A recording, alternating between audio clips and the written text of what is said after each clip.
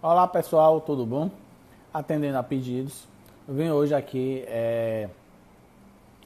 conversar um pouco com vocês sobre uma decisão do Supremo Tribunal Federal referente à questão da necessidade da representação ou não, né, nos crimes de estelionato, é, naqueles processos em que já houve a denúncia antes da alteração da lei, que foi promovida pelo pacote anticrime.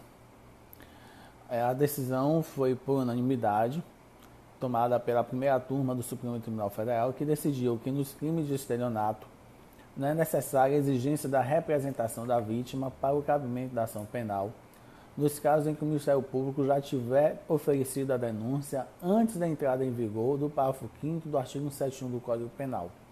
Apenas para relembrar, esse parágrafo 5º do artigo 171 do Código Penal foi justamente a alteração legislativa que introduziu pelo pacote anticrime esse parágrafo 5º e transformou o crime de estelionato de ação penal pública incondicionada em ação penal pública condicionada à representação, que é a regra agora.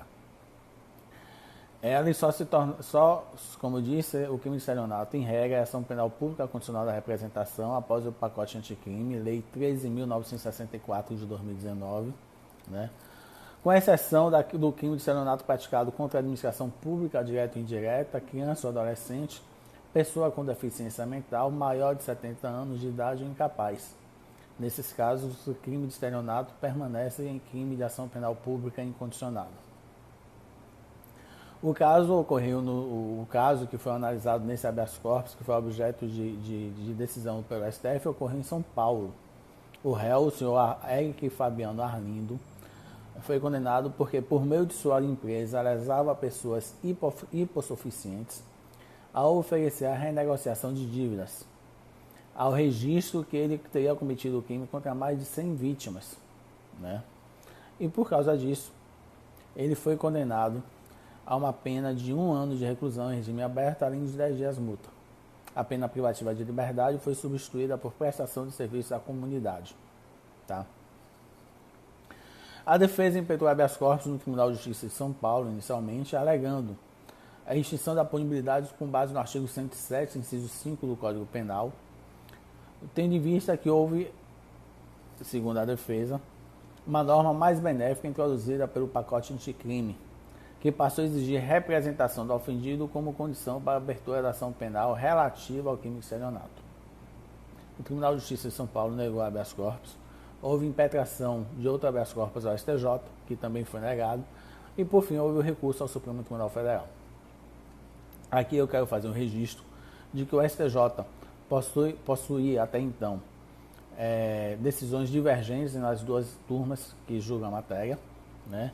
Uma turma entendia que era necessária a representação, ainda que o processo já tivesse sido iniciado com a denúncia do Ministério Público, e a outra turma entendia que só era necessária a representação nos processos em que a denúncia não tinha sido apresentada ainda até a data da lei do pacote anticrime.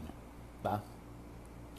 O voto do relator, o ministro Alexandre de Moraes, observou que o tema é extremamente recente, sendo essencial o pronunciamento do STF sobre tal matéria. No entendimento do ministro Alexandre de Moraes, a nova legislação não prevê a manifestação da vítima como condição ao prosseguimento da ação penal quando o Ministério Público já tiver oferecido a denúncia, independentemente do momento da prática do delito.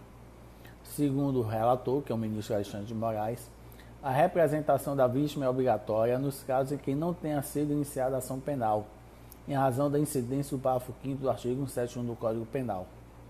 No entanto, a nova regra não pode retroagir às hipóteses em que o Ministério Público tiver oferecido a denúncia antes da entrada em vigor da Lei 13.964 de 2019, pois naquele momento a norma processual em vigor definia a ação como pública incondicionada para o delito de estelionato.